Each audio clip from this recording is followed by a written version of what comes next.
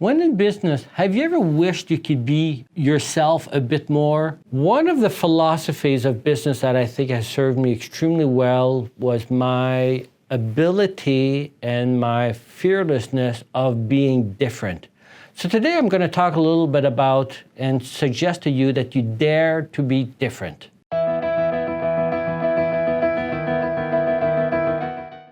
From the moment we are born, and throughout our schooling and all of that, we are very much taught to fit in, to do like the norm, to do like everybody else and not stand out from the crowd. And we're kind of taught in a way that it's not good to stand out from the crowd, and to be different is not necessarily a good thing, because that will usually encourage ridicule, laughter, and all of that at our expense.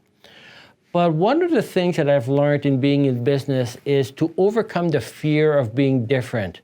And I think that my ability to overcome that fear of being different and overcome the fear of truly being myself and truly have the business be a representation of who I really am has served me extremely well.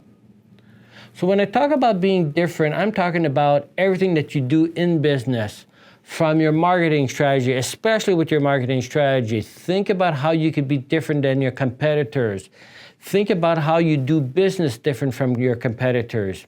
And I still remember many years ago, I attended a conference out in the States. And in that conference, there's a couple of things, a couple of presenters that really struck a chord with me. One of the presenters mentioned that and keeping in mind I was attending an accounting conference, that 40 or 60% of our clients were likely looking for a new accountant. And that kind of shook me. He says, well, I'm not sure he would know whether 40 to 60% of my clients are really looking for a competitor. But within days of that conference, I had another presenter, David Cuttle, who asked us the question to the whole group: how many of you are providing services that's above average?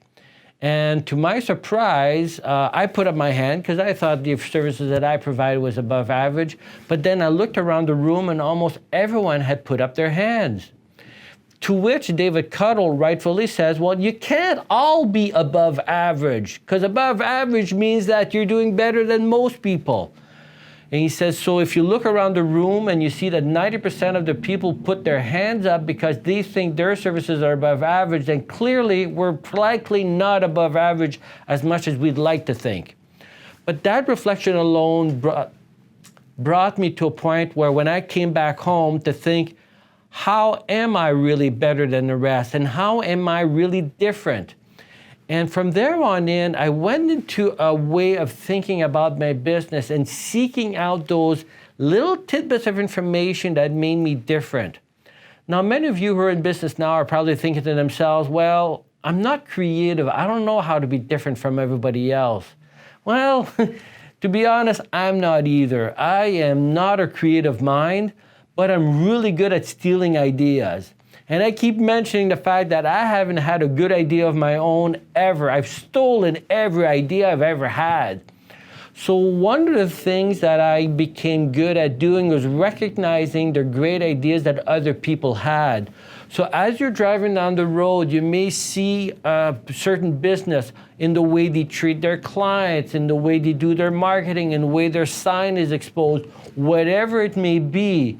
And you're going to take away bits of information from that. So in other words, try to take a look at what makes you go to another business. What attracts you to that business? What is it that they're doing different, that's different from everybody else, that makes you want to go there? And then make that criteria your own, that quality that they have, whatever it is that they're doing, that makes you want to always go back there again and again.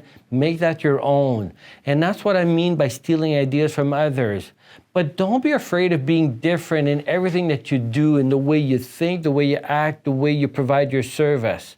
Because it's by being different that you will be recognized, and it is also by being different from everybody else that people will refer you, because you're not just run-of-the-mill, normal business owner like for whatever service that you're providing. So some of you may be asking yourself, well, how am I different?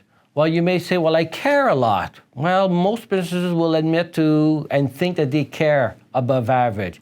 You may say, well, my knowledge is above average. I'd be willing to bet most people who are in business think that their knowledge is probably above average. Or you may say, well, my marketing strategy is different. Well, is it really that different for people to take notice? So basically, you need to really take into question everything that you do that you think makes you different, and really ask yourself, is it really making you different? In summary, what I'm challenging you guys to do is to be fearless and not be afraid of being different than everybody else.